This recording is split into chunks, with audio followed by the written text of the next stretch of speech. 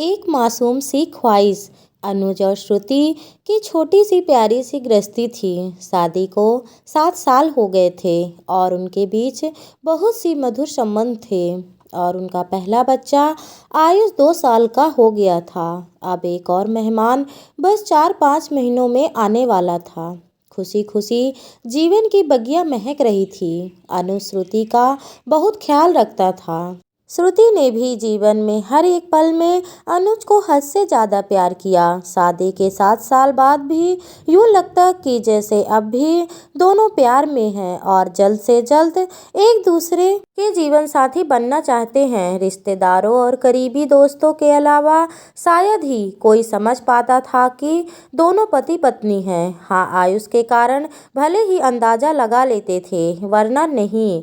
यूँ तो अनुज और श्रुति की शादी अरेंज मैरिज की तरह हुई थी, मगर सच यही था कि दोनों एक दूसरे को शादी से 3 वर्ष पहले से जानते थे और एक दूसरे को पसंद करते थे। दिल में एक दूसरे को जगह दी तो फिर कोई और दिल में ना आया। दुनिया एक दूसरे के दिल में ही बसा ली सदा के लिए। सबके लिए एक नियमित वक्त आता है और इन दोनों के जीवन में भी वो नियमित खूबसूरत वक्त आया जब माता पिता समाज ने इन्हें पति पत्नी के बंधन में बांध दिया। जीवन आगे बढ़ा और प्यार भी। अनुज और श्रुति के बीच हर तरह की बात होती। पति पत्नी बनने के बाद ज़्यादातर जोड़ों के बीच बहुत सारी बातें खत्म हो जाती है, लेकिन इन दोनों के बीच हर तरह की बात, जैसे राजनीति, खेल कूद, देश दुनिया, साइंस, करियर, हंसी मजाक आदि आदि। पर इनके बीच सब कुछ पहले जैसा था। हंसी मजाक, ठिठोली, वाद विवाद, एक दूसरे की टांग खींचाई, एक दूसरे को खास बातों पे सलाह देना लेना, साथ घूमना फिरना, एक ही प्लेट में खाना, एक दूसरे का इंतजार करना आदि सब कुछ बहुत प्यारा था अनुज और श्रुति के बीच। ऐसा नहीं कि अनुज और श्रुति के झगड़े ना होते हों, होते तो थे, मगर वैसे ही जैसे दोस्त लड़ते झगड़ते, मुंह फुलाते, और आखिर में वही होता, चलो छोड़ो ना यार, जाने दो ना, सॉरी बाबा, माफ़ कर दो ना, गलती हो गई, और दोनों एक दूसरे को गले लगा लेते। सब कुछ अच्छा चल रहा था, कहीं कोई कमी ना थी।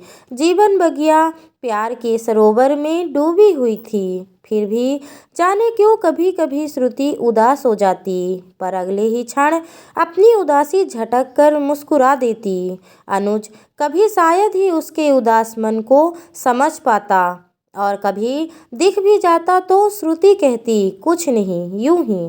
आयुष के साथ दोनों के जीवन और निरंतर करियर की प्रगति से दोनों इतने खुश थे कि कई लोगों के मन में ईर्ष्या भी पैदा हो जाती। हालांकि अनुज और श्रुति के बीच भी कई सारे अंतर थे, जो किसी भी शादीशुदा जोड़े में होना स्वाभाविक है, क्योंकि दो अलग अलग परिवार, परिवेश और अलग शहर के लोग एक हो भी नहीं सकते हैं, परंतु दोनों ने एक दूसरे के साथ बड़ी ही सहजता से हर तरह का तालमेल बिठा लिया था। प्रेम चीज़ ही ऐसी होती है जो ज़्यादातर त्याग कर दूसरे को खुश रखने की कला सिखा देती है। मगर इन सब बातों के बीच एक ऐसी बात थी, एक ऐसी आदत अनुज की, जो श्रुति कभी भी दिल से एक्सेप्ट नहीं कर सकी। हालांकि उसने कोशिश बहुत की, उसने कई बार अनुज से कहा भी, बहुत मिन्नतें भी की कि प्लीज़ इस आदत को छोड़ दो, ये हमारी प्यारी गृहस्थी, हमारे रिश्ते, हमारे अथाह प्रेम के बीच एक दाग है। कहते कहते तो अब 7 साल बीतने को थे। अनुज ने जाने उस आदत को खुद त्यागना ना चाहा या उससे हुआ नहीं, ये पता नहीं। जबकि कहते हैं कि दुनिया में जिंदगी और मौत के अलावा बाकी सब कुछ संभव है। खैर, वक्त बीतता रहा। श्रुति ने अपने मन को ही समझा लिया। उसको याद आता कि सभी बड़े बुजुर्ग और बुद्धिजीवी लोगों का कहना है कि संसार में ऐसा कोई नहीं जिसको जीवन की संपूर्ण खुशियाँ मिल जाए। महान गायिका लता जी के गीत सुनकर मन को बहला लेती। हर किसी को मुकम्मल जहाँ नहीं मिलता, कभी जमी तो कभी आसमां नहीं मिलता। वो सोचती, कोई बात नहीं, दुनिया में तो लोगों को ना जाने कितने गम हैं। मैं तो संसार की खुशकिस्मत लड़की हूँ जो अनुज जैसा जीवन साथी है मेरा। यही सोच मन में थी एक हल्की सी कसक को खुद अपने ही विचारों से रगड़ कर मिटा देती। मधुर पल और मधुर हो गए थे। नन्हे मेहमान के आगमन में बस 2 महीने की देरी थी। अनुज जल्दी घर आता, श्रुति को बहुत बहुत प्यार देता। आयुष भी खुश था क्योंकि उसको बताया गया कि मम्मी तुम्हारे लिए जल्दी ही एक बहुत ही सुंदर गुड्डा या गुड़िया लेने जाएगी जो तुम्हारे साथ खेलेगा भी, दौड़ेगा भी और बातें भी करेगा। आयुष को गोद में लिए अनुज श्रुति के साथ बैठ घंटों दुनिया जहान की बातें करता। श्रुति हर वक्त खुश थी, पर कभी कभी अनायास पूछ बैठती, अनुज तुम सच में अपनी आदत नहीं छोड़ सकते? अनुज उसके हाथ थाम फिर वही बात दोहरा देता जो पिछले 7 साल से कह रहा था, बस 2-4 दिन दे दो मुझे। सच कहता हूँ, इस बार पक्का तुम्हें शिकायत का मौका नहीं दूंगा। श्रुति कसक भरी मुस्कान के साथ सर हिला देती है। ओके, प्लीज़ इस बार ज़रूर। अनुज प्यार से श्रुति के माथे को चूम लेता, कभी गालों पर थपकी देकर कहता, इस बार पक्का प्रॉमिस। बात फिर खत्म हो जाती। एक शाम अचानक श्रुति का दिल बहुत किया कि आज आइसक्रीम खाने चलते हैं। वैसे भी 2-3 महीने से कहीं बाहर निकली नहीं थी। अनुज ने कहा, मैं घर पे ही ले आता हूँ। श्रुति नहीं मानी। तीनों तैयार होकर आइसक्रीम पार्लर चले गए। आइसक्रीम खाते हुए बहुत खुश थे तीनों। होनी कुछ और लिखी गई थी जिसका समय नज़दीक था। तीनों घर वापस आए। आयुष तो खेल कूद कर निठाल होकर आते ही सो गया। श्रुति के दिल में आज फिर एक सोई हुई ख्वाहिश जगी। उसने अनुज का हाथ पकड़कर अपनी ओर प्यार से खींचते हुए कहा, अनुज सुनो ना, एक बात, इधर आओ तो जरा। पर अनुज ने पुरानी आदत के अनुसार हाथ छुड़ाते हुए कहा, रुको श्रुति, बस 5 मिनट, मैं अभी आया। बस अभी तुम्हारे ही पास आकर बैठता हूँ, कहकर अनुज बालकनी में चला गया और सिगरेट पीने लगा। अचानक ही श्रुति की तेज चीख सुनकर अनुज दौड़ा। श्रुति वॉशरूम में लहूलुहान पड़ी थी। अब बस उसकी आंखें कुछ कह रही थी, पर उसके मुंह से कोई आवाज़ नहीं निकल रही थी। अनुज के प्राण ही सूख चले। उसने घड़ी भर बिना देर किए एम्बुलेंस बुलाया और श्रुति को कुछ ही पल में हॉस्पिटल पहुंचाया गया। तत्काल इलाज शुरू हुआ। अनुज तब तक अपने माता पिता और श्रुति के घर वालों को भी खबर कर चुका था। सभी आ गए। सभी श्रुति के लिए चिंतित और दुखी थे। उधर आयुष घर में अकेला था। सिर्फ नौकरों के भरोसे छोटा बच्चा नहीं रह सकता था, इसलिए अनुज की माँ को घर जाना पड़ा। उधर डॉक्टर श्रुति की कंडीशन को अब भी खतरे में बता रहे थे। बच्चा पेट में ख़त्म हो गया था। डॉक्टर ने ऑपरेशन कर दिया था और अब श्रुति को बचाने की कोशिश में जुटे थे। थोड़ी देर में आयुष को लेकर माँ पुनः हॉस्पिटल आई। माँ ने अनुज के हाथ में एक पेपर देते हुए कहा, ये तकिए के नीचे रखा था, शायद आयुष के हाथ में खेलते हुए आ गया।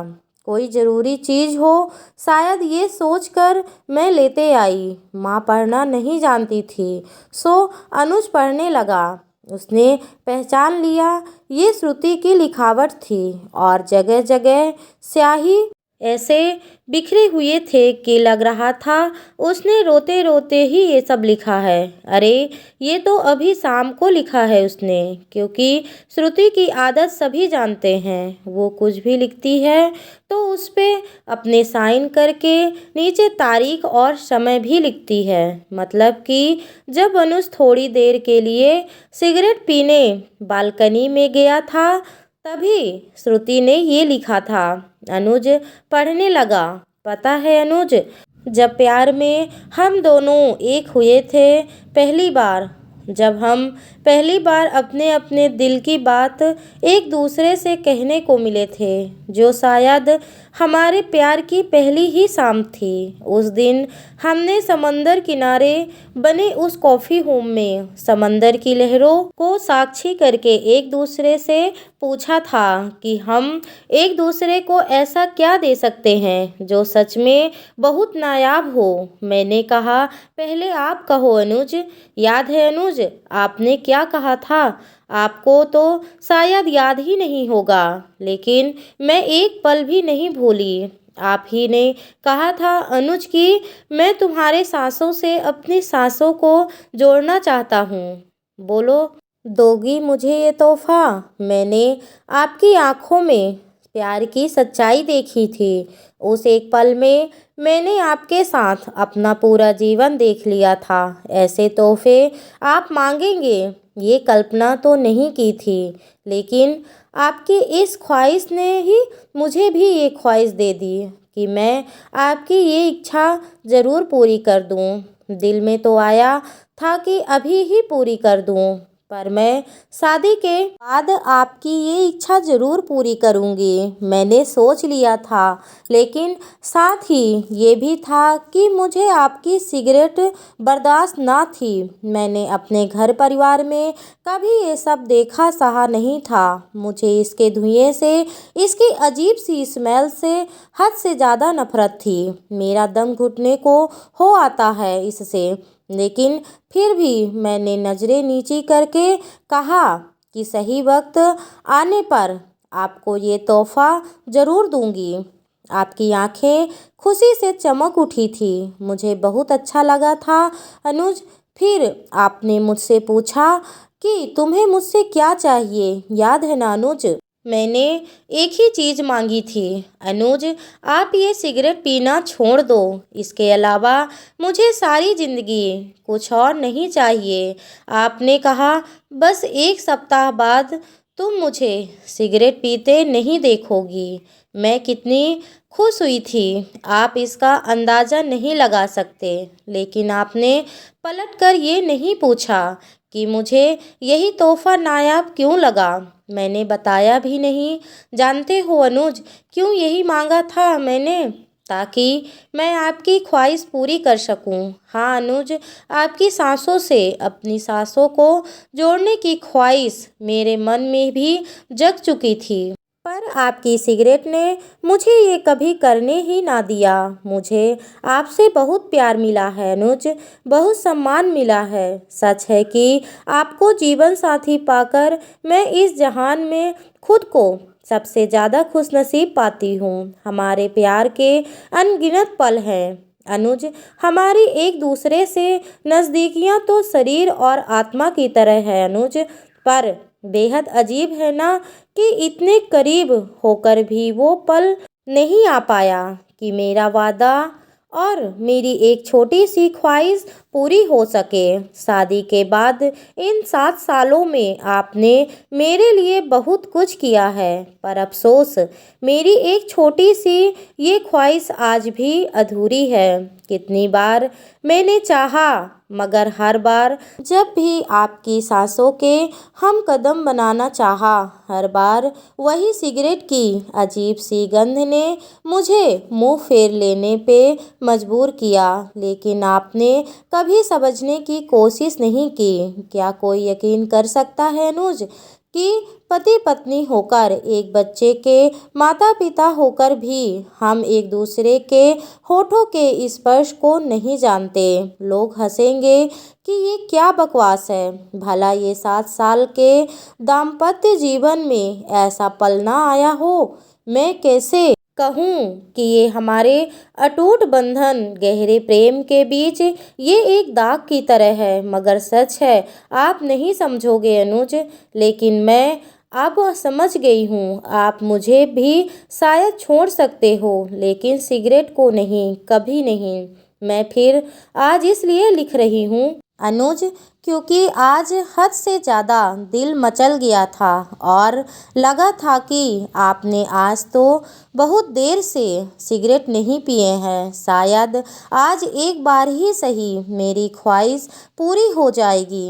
लेकिन आज भी आप हाथ छुड़ाकर सिगरेट उठाकर चल दिए। मैं रोना चाहती हूँ चीख चीख कर, पर नहीं रो सकती। शायद हमारे अथाह प्रेम में ये शोभनीय नहीं होगा।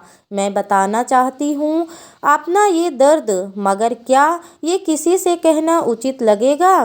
बेहद अपमानित महसूस करने लगी हूँ। आपकी सिगरेट के सामने अपने आप को कोई तरीका नहीं है मेरे पास अपने इस अधूरी ख्वाहिश का दर्द बांटने के लिए, सिवाय इसके कि पन्ने पे उतार कर दिल हल्का कर लूँ। जबकि जानती हूँ पहले की ही तरह कुछ देर बाद इसको भी फाड़ कर फेंक दूँगी। पर कोई बात नहीं, दिल तो हल्का हो जाता है। I love you Anuj, love you always. पढ़ते पढ़ते अनुज बेहिसाब आंसुओं में डूब गया। उसे आज एहसास हुआ उसके सिगरेट की लत के कारण क्या से क्या हो गया।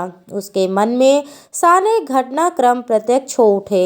अनुज के सिगरेट लेकर चले जाने के कारण श्रुति को आज बहुत ज़्यादा बुरा लगा। उसके आंखों से आंसू छलक आए। उसने पेपर पेन उठाया और अपने मन की सारी बात उस कागज पे उड़ेल कर अपने मन को हल्का कर लिया। जब तक अनुज सिगरेट खत्म करके कमरे में वापस आने वाला था, श्रुति का चेहरा आंसुओं से भीग गया था। वो उठकर मुंह हाथ धोने चली गई। जब वो वॉशरूम से वापस आने लगी, ना जाने कैसे उसका पैर फिसल गया। ये उसकी संतप्त मन की दशा थी या महज प्रेगनेंसी के कारण उसको चक्कर आया होगा, या कि उसके जीवन की इतनी ही अवधि तय थी। या तो परमात्मा को ही पता था, या फिर खुद श्रुति को ही। अनुज पागलों की तरह डॉक्टर से कह रहा था, मेरी श्रुति को बचा लो, मेरा सब कुछ ले लो, मेरी जान भी उसको दे दो, मगर बचा दो उसको। लेकिन ये नहीं हो सका। 8 घंटे के अथक प्रयास के बाद डॉक्टर ने आकर कहा, हमने बहुत कोशिश की, लेकिन हम हार गए। श्रुति के पास अब ज़्यादा समय नहीं है, उससे मिल लें आप लोग। अनुज बदहवास श्रुति के पास पहुंचा।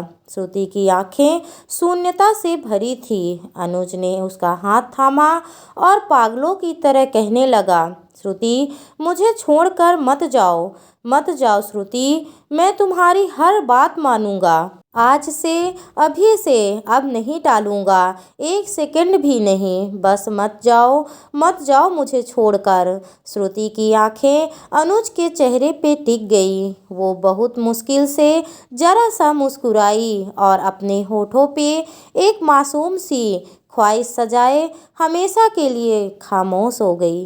दोस्तों, यह दिल छू लेने वाली कहानी आपको कैसी लगी, कृपया कमेंट करके ज़रूर बताएं। और अगर पसंद आई हो तो मेरे चैनल को लाइक सब्सक्राइब करना बिल्कुल ना भूलें। तो धन्यवाद दोस्तों।